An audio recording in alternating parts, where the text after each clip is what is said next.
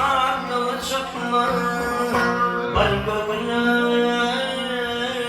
yıkmadan erdin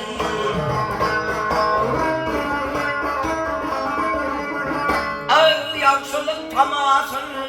etmem Yamanlığa ağır çakmadan erdin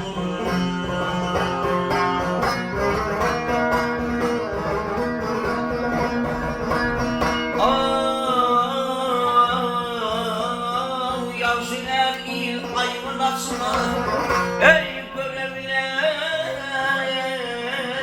haram etme Ey yaradın yanını geçme Göz yaşına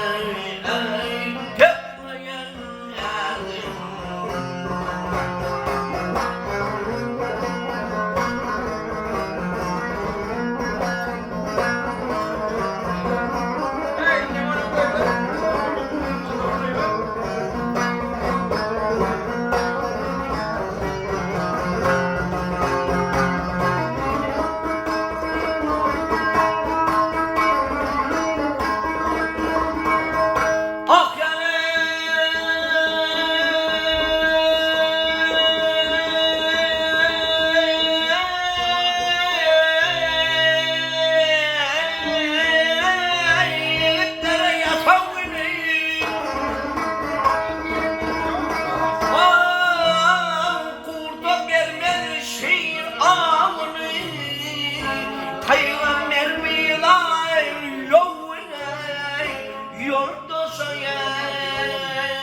Bakmalın erdin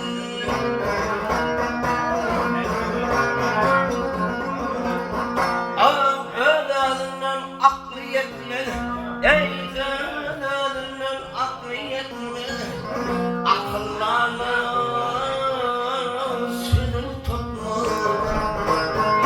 Ey gariplik yok bunu gitme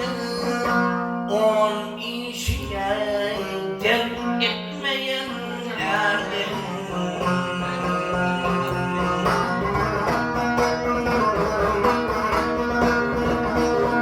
Maltının yanın üç gün Yalan oturen yadır saçın Ey bir kuyruklu ipten kaçkında